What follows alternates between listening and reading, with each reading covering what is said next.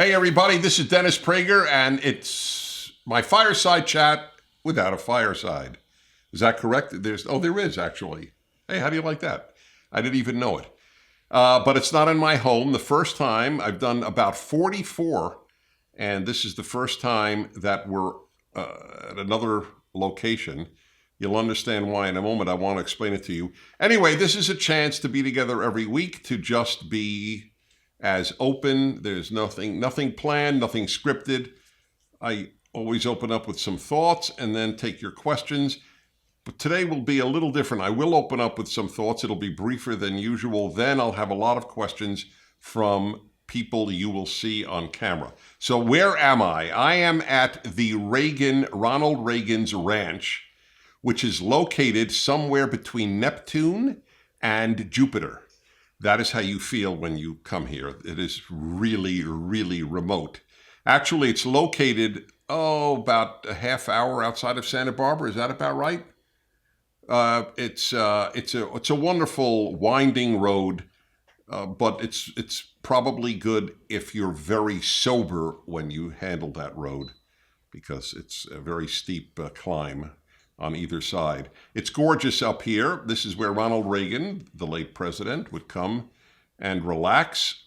And the reason I'm here is that YAF, Young America's Foundation, a group that I have a great deal of respect for and affection for, is having its annual, I believe annual, meeting of hand-picked high school students. And I will be addressing them after this. But first I will have here, there are 7 students, college and high school, that YAF has chosen to ask me some questions. And we'll have that. They'll be the ones posing questions. I asked them, if they have prepared, that's fine. I don't want them not to ask something just because it's prepared. But I told them to be completely spontaneous, just like I am with you. What else can I tell you? Yes, one other big change, aside from locale, is no cigar. It's I presume, one of these places that doesn't allow for it. And it's very hot. And there's a bug flying around my head somewhat consistently. But other than those problems, it is an ideal situation.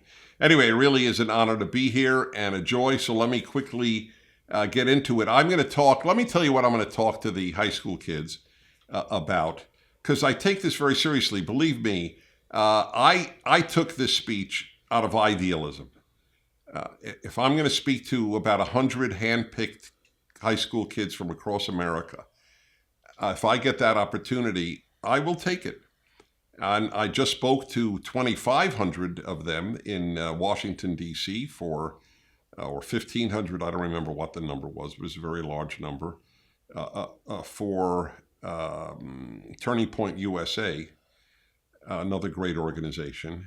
But that's how much I value having the chance to speak to young people. By the way, I should just explain, young people are not more special than old people. When I was young, I never bought that notion. Oh, you're young, you're special. There's nothing special about young people. There's nothing special about old people. There's only something special about special people. However, there is one thing that young people have that is irrefutable. They have the future. They are the future. This is not a cliche, it's just a fact. It's important to talk to young people because they will make the country when we're gone, when my generation moves on. And that's the way it is, as it was when my parents' generation spoke to us when we were young. But that's why I consider this to be an important thing to do. So what will I tell them? I will talk to them about the great crisis that they are inheriting. And I never patronize audiences. I tell them what I think, and I let the chips fall where they may. And this is what I think. I think that America's in a civil war. I have been writing this for years. I am convinced of it more every day. It is the left versus the rest of the country, including the left versus liberals. Liberals don't know this because liberals have been brainwashed to think their enemy is the right, but the enemy of liberalism is not the right. The enemy of liberalism is leftism. No no lesser liberal than the famous Harvard professor Alan Dershowitz, who is a lifelong liberal, lifelong Democrat, Hillary Clinton supporter, and said to me on camera, he is much more, as a liberal, he is much more afraid of the left than he is of the right. Most liberals don't understand that because they've been brainwashed, and that is the only word I could use, into thinking conservatives are their big enemy. They're not. Conservatives are actually the people who are preserving America's liberal foundation. We're the ones who are fighting for free speech, not the left. The left is suppressing free speech because everywhere on earth that the left has gained power, it has suppressed free speech. There is no exception to that. Liberty is not a left-wing value. It's a liberal value, it's a conservative value, but it is not a left-wing value. So these kids that I will be speaking to, and their whole generation, are inheriting an America in real crisis. Part of the crisis is also that so many Americans don't know what America stands for, including, by the way, a lot of conservatives. They feel what America stands for, but they can't articulate it. And I have been attempting to articulate it much of my life. And here's the way I articulate it. The United States of America has a trinity, just like Christianity has a trinity. The trinity is not one I made up. It's on every coin. It precedes my birth by a century. The American trinity is liberty, in God we trust, e pluribus unum. No other country has those three mottos: liberty, in God we trust, and e pluribus unum. E pluribus unum means from many one, because America, despite the fact that there was a lot of racism in America's history, America's values do not allow for racism. Americans have fallen short of their own values often. Who doesn't? That's the history of good values, is that people who even hold them will fall short of them. But those are the American values. From many one, we don't give a damn about your race or ethnicity or background in any other way, nationality. If you become an American, you are one of us. And that is why we assimilate people in America so much better than Europe does. Just a wonderful German young man who's very close to my family, in fact, living with us this summer, was noted to me about the World Cup, which I, in a very un-American way, was following. And he noted that the German team has a number of players, all of whom were born in Germany, but whose ancestors or whose parents or grandparents came from other countries. Not one of them sang the German national anthem when it was being sung. They didn't sit down, they didn't kneel, they didn't protest. I want to make this clear. They just didn't sing it because they don't feel German. Born in Germany, fluent in German, but they don't feel German. Whereas you become an American and you can feel American, it's your choice. You can feel American in a day. America assimilates people better than any other country because it's not xenophobic and it's not racist. That's the irony. All the terrible things the left says about America are not true. We are the least xenophobic, the least racist country that has ever existed that has multi-ethnic and multi-racial groups within it. It is a remarkable achievement. So that was e pluribus unum. In God we trust because we understood that without God, there are no rights. Okay, rights don't come from man. Rights come from God. Because if man gives rights, man can take rights. It's so obvious, a 5-year-old can understand that. It's the problem is with people who get PhDs in history and political science and gender studies, they don't understand it. But a 5-year-old can understand that. If human beings give you rights, they can take them away. But if God gives you rights, human beings cannot take them away. They're God-given. That's the point of the words God-given. That's one of the many reasons that in God we trust is part of it. It is foundational to the American founding that God matters. I'll explain, obviously, to the group much more tonight. And, of course, liberty. We're the freest country in the history of the world. That's why France made a Statue of Liberty And they didn't give it to England, and they didn't give it to Germany, and they didn't give it to Sweden, and they didn't give it to Brazil. They gave it to the United States because it's the freest country in the world, unless the left takes over. Then it will be less free, because everywhere the left takes over is a less free country. There is no exception to that, because, as I said, liberty is not a left-wing value. So there's a civil war. There just is. The left wants equality rather than liberty. It wants an irreligious society. The left has contempt for God and religion. And it believes in multiculturalism, not in e pluribus unum. Instead of being an American, you're an African American. You're a European American. You're a Hispanic American. When I grew up, everybody was just plain old, boring American. Now, everybody has a hyphen.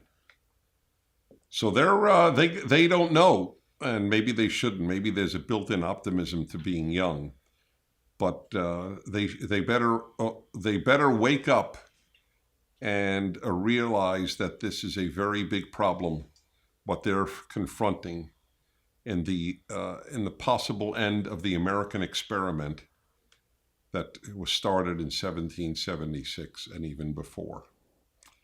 So I'll try to be a little more uplifting when I talk to them. I know this is a downer, but I don't care. I'm not down.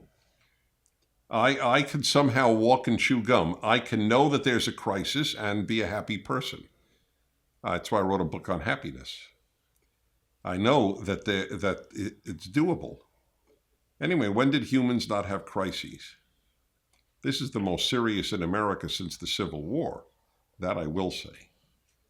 But the crisis is unfortunately normal to the human condition. So, having said those things, I guess what are we going to do? Meet one at a time? Is that right? So we'll start. Usually I take questions on the iPad that you folks send in. Come on in. Hi, what's your name? Grant Wolf. Grant Wolf, where are you from? Dallas, Texas, Southern Methodist University. You're at SMU in Dallas? Yes, sir. Are you from Dallas? I'm from California. You're from California, and you went to Dallas to go to SMU. What are you studying? I just graduated. I studied finance and music.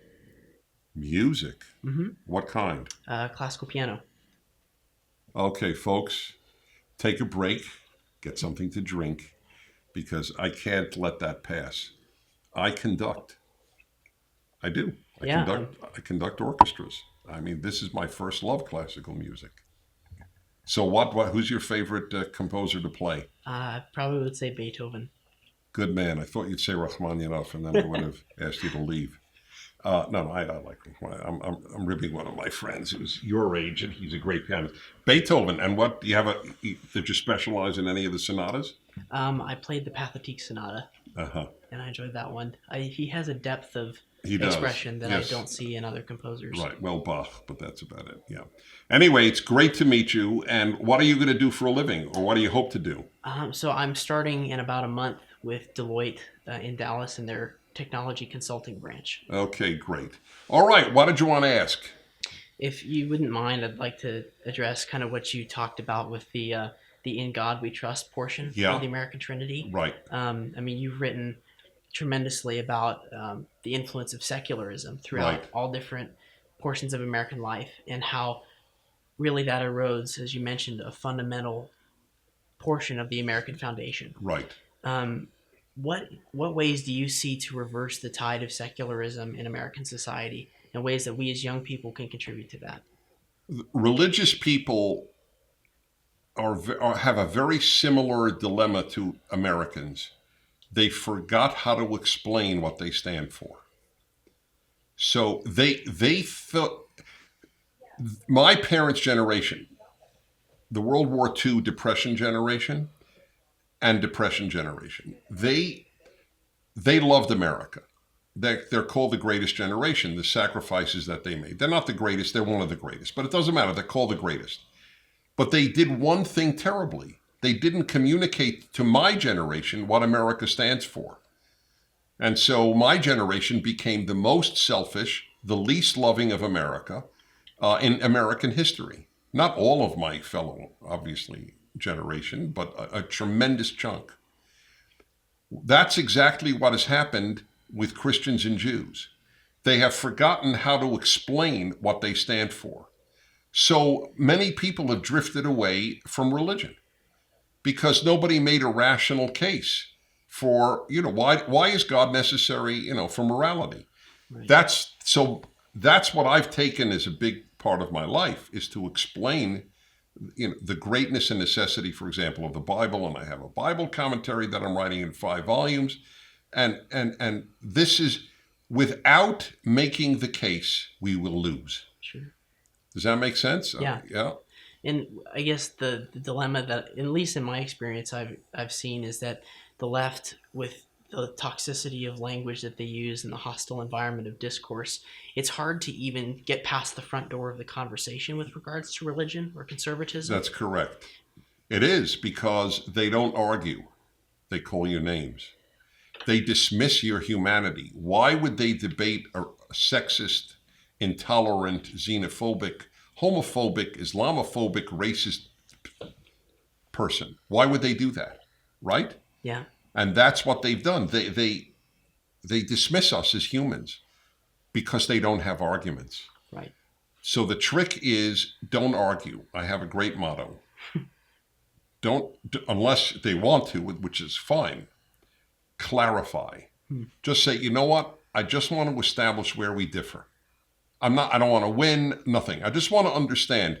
So are you saying that, and then, are you saying bigger government leads to more liberty? Is that what you're saying? Okay. Open them up within their assumptions. Yes. Thank you. I appreciate it. Thanks. Pleasure to meet you. Thank you. Thanks. All righty. Welcome. There are a lot of flies in that chair. Yes. I'm trying to send them over, actually, to you. Thank you. That's very nice. And you are? My name is Mary Wishing. I Where- go to Grove City College in Pennsylvania. Is that a Christian college? Yes. Okay. Conservative Christian. I'm sorry? Conservative Christian. Yeah, that's a good point, by the way. That's actually not necessarily the case. Mm-hmm. It's true. That's a big problem within the religions. And where are you from? Grove City, Pennsylvania. Same town. That is not common. I know. Where is Grove City? North of Pittsburgh. Oh, cool. Very nice. Mm-hmm. All right. Did you have a question? Oh, what are you studying? Political science and minoring in sociology and economics. What do you think of Beethoven? Just kidding. Okay. It's not my forte. I was observing you. Yeah. What's on your mind? So, one of the things that makes America so wonderful is that it recognizes people's freedom to religion.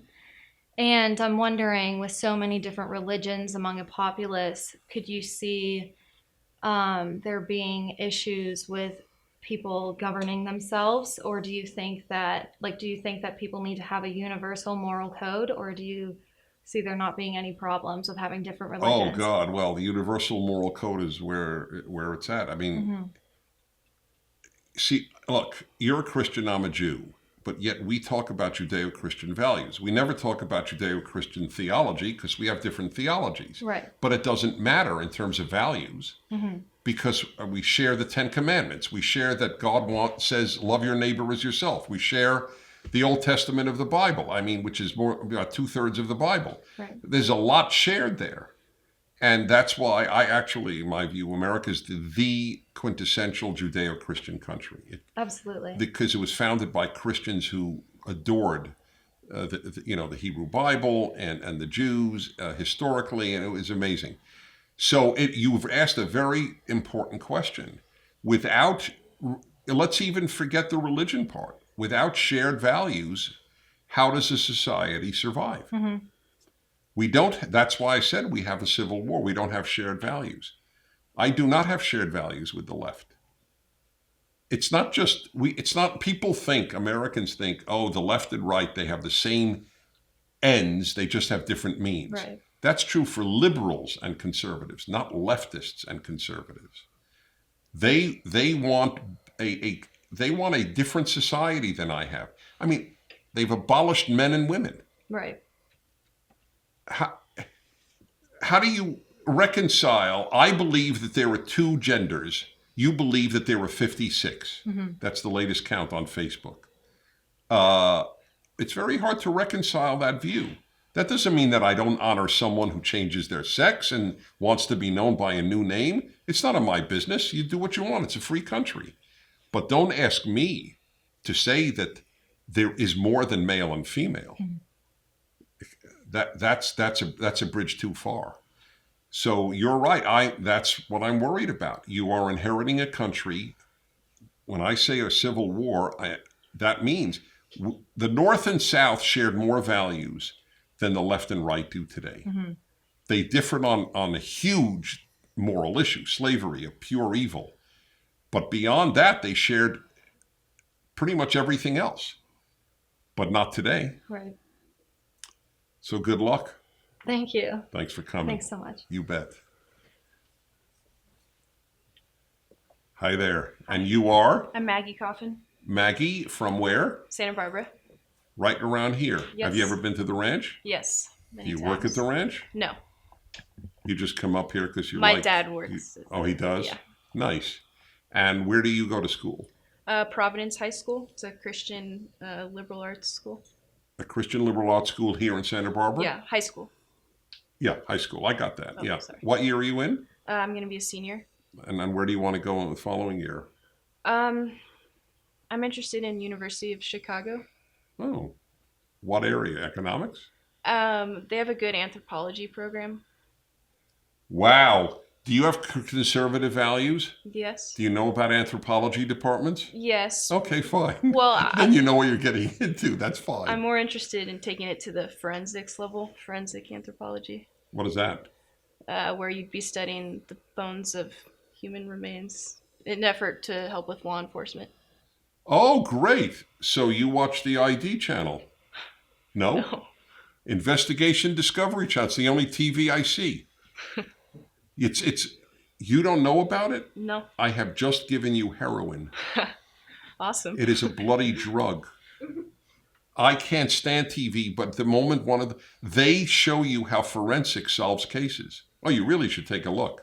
Okay. Maybe do you have a TV in your house? Yeah. No, I was serious about that. A lot of religious homes have, and I think pretty wisely decided not to. But anyway, then take a look at the ID channel because it really there to show you how forensics solves crimes. I must say, I think you're the first young person I've ever met who said that they want to do forensic bone work as a detective. I think you'll do very well. Thank you. So I'm just curious, did you always love reading about crime and solutions? Is this pretty much. Yeah, I like the puzzle. Yeah, the puzzle. Mm-hmm. Gotcha. All right, you got a question? I do. I was wondering, what are some rules to live a happy and successful life that you can suggest for the younger generation? Well, I'll start by saying that I have the exact same rule for an 80-year-old as for an 18-year-old. I don't talk differently to different ages. I never understood why, when I was a kid, I said, if it applies to humans, it applies to all humans. So anyway, I just want to say my answer is for anybody. The first thing that comes to my mind is without meaning, it's not possible to be happy. Mm-hmm. And what has happened, I think, in America and the whole West, by knocking out religion, which was the source of meaning, certainly my source of meaning. I think there's a God. I think there's a Bible that he revealed. I mean, it gives me a lot of meaning, a lot of purpose. It may be nonsense to a secularist, but at least they acknowledge I get meaning. Mm-hmm. But if you knock that out, there is no God, there is no religion, there is no holy writ. So you're going to have to find meaning elsewhere. That's why leftism is so powerful. It gives the secular meaning. Gives some religious people meaning too, but that's because they don't get it from their religion. They get it from leftism. So the first thing is you have to deal with the issue of meaning. And this is not original to me. There's a man named Viktor Frankl, F-R-A-N-K-L. And on my website, DennisPrager.com, I have a listing of the 10 books that most influenced me. You should read it, Man's Search for Meaning. You could read it in one evening. It's very powerful. And he's the guy who said, Freud said sex is what ultimately animates the human species. Marx said it was economics. Frankl says it's meaning. And I agree with Frankl. So that's certainly one. Another one is, it is not possible. I wrote a book on happiness, so this is right up my alley. Another one is, you can't be happy if you're not grateful.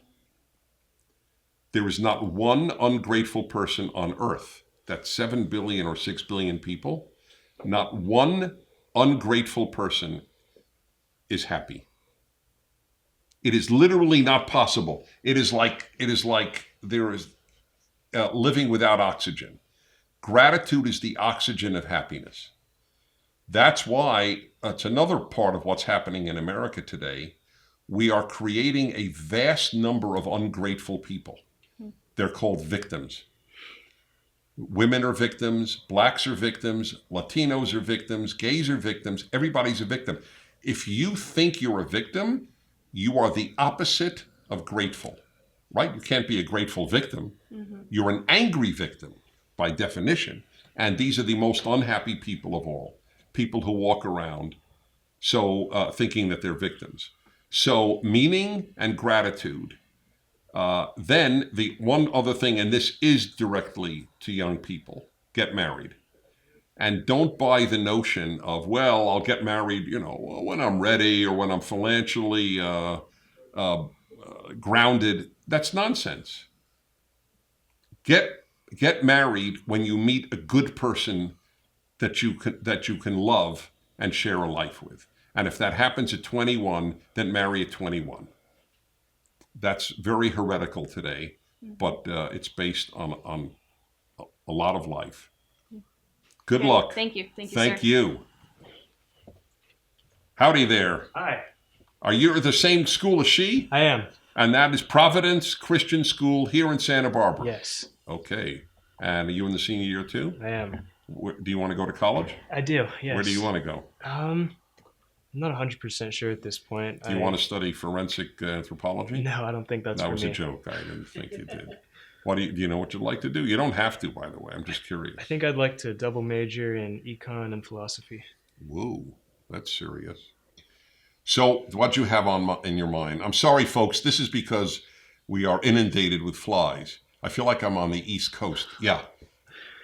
So I'm a big fan of all your debates with Christopher Hitchens and Sam Harris. Oh. And I was wondering if you think that atheism is or can be compatible with the idea of free will. That's a great question, and the answer is no. And any atheist who says it can be is fooling himself. I don't think they're fooling us. I think they're fooling themselves. If there is no God, what are we? We are only, we humans, we are genes and environment. What else? We're matter and environment.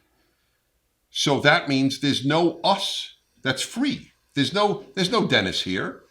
Dennis is just, or you are just, every one of us is just the product of heredity and environment.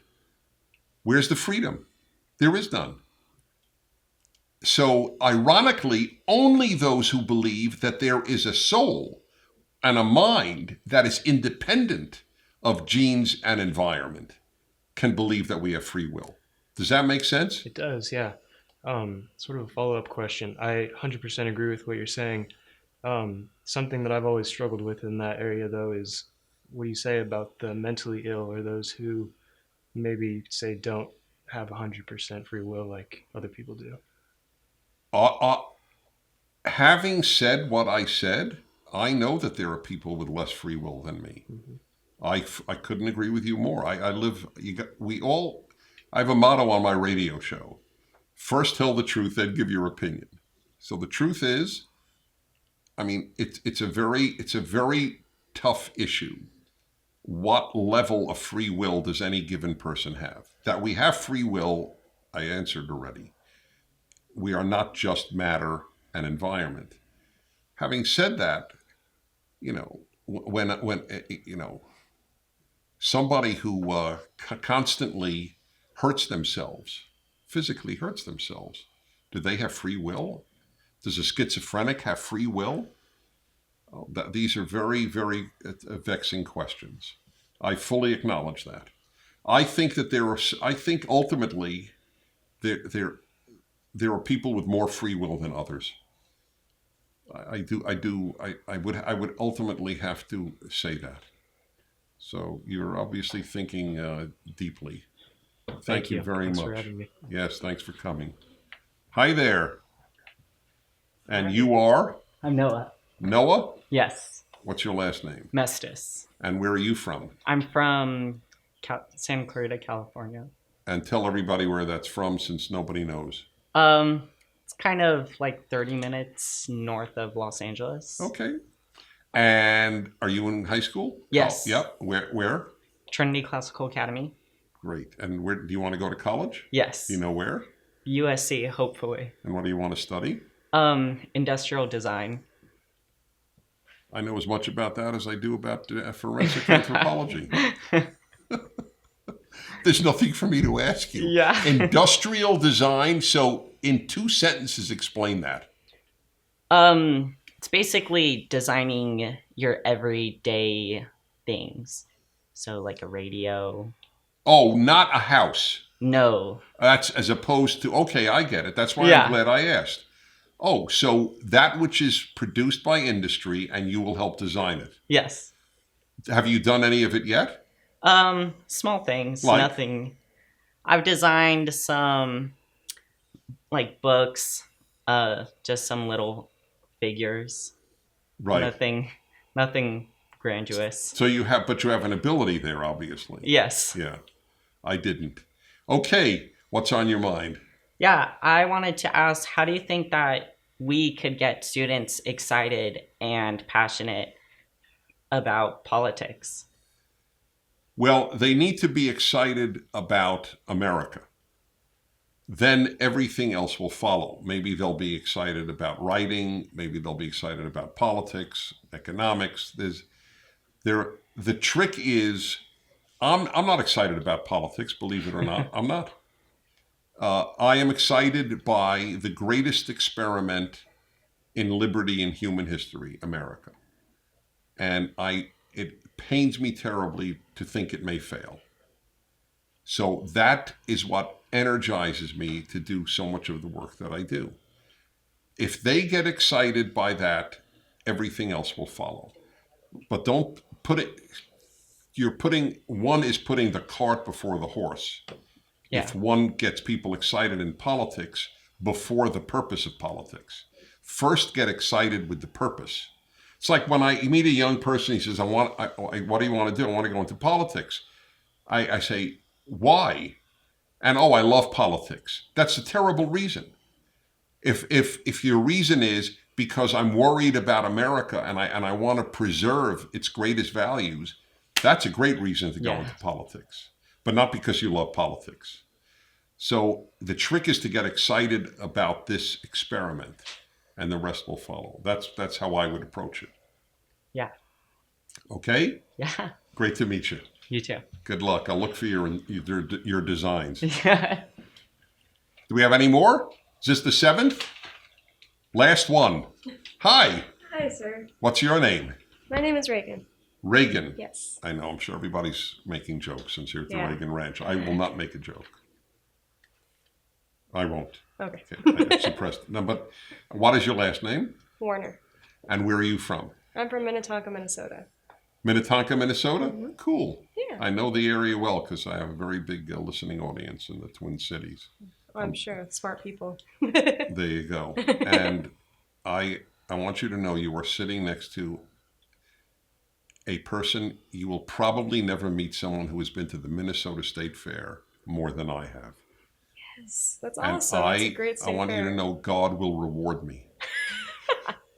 He has to after all the It is sacrifice so of hot. all the food. Yes, that's true. But the food was pretty good, I have to admit. I mean, you could just have that many fried things, I admit it. But that's hotter than this. Oh, absolutely. The humidity is crazy up in Terrible. Minnesota. Yeah, so I'm well aware of your state. And so where are you studying? I go to the University of St. Thomas in St. Paul, Minnesota. And is that a Catholic school? Yes, it is. And are they traditional, or are they going like Notre Dame? Yeah, they're going off the traditional pathway, but they're a great school. I mean, That's great. I'm glad for you. Yeah. What are you studying? I am studying business communications. Nice. What's the difference between business communications and business? So there's multiple different categories of business degrees you can get. So when you go into a specific field such as business communications, you take all the business courses, and then you have additional courses such as intro to communications, marketing communications, social media communication. Oh, yeah. So it's a big area. Yeah, It's you can getting go in- bigger and bigger. You can go into a lot of different fields Right. from that. Does it include advertising, or that's a separate thing? It can. It depends. You can kind of Okay. pick and choose that sort of concentration if you want to. Nice. So, you have a question? Yes, I do. Good.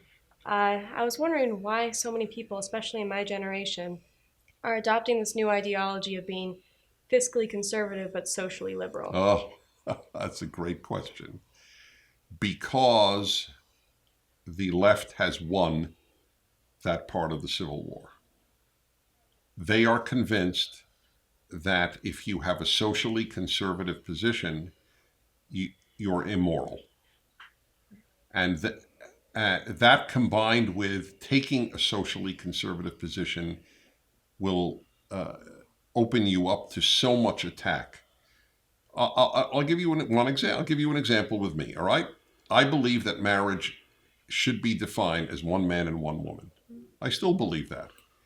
Yet at Prager University, we have gays who give courses, including one who is married to a man.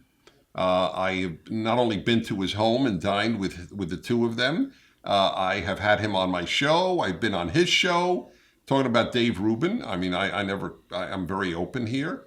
And Dave Rubin made a video for us, Why I Left the Left. Here is a gay liberal, far more comfortable among conservatives. He knows I'm against same-sex marriage, but he knows that I love him.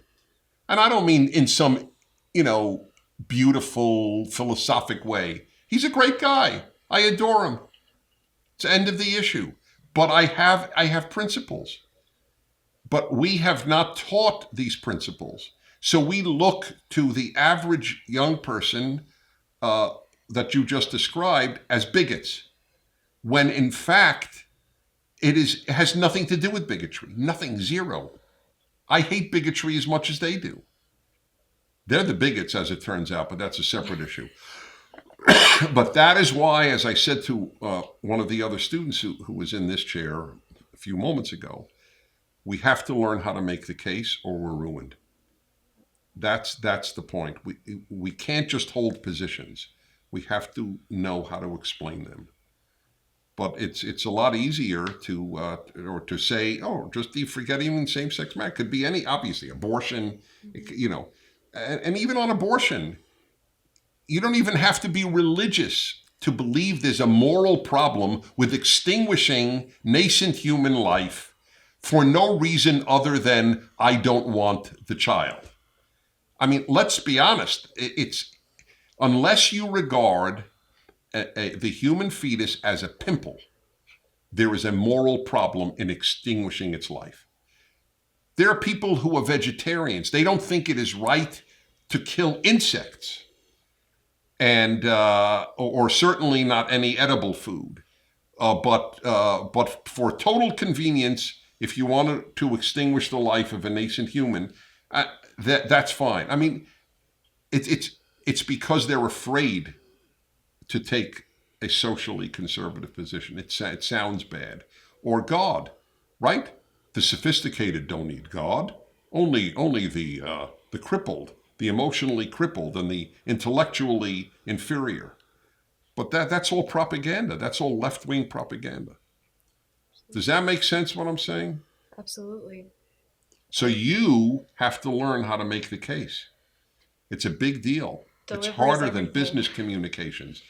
Yeah. The content is everything. Yes. Delivery is a big part. Yeah. All Go right. hand in Good hand. luck to you. It's a pleasure to meet Thank you so much. All right, everybody.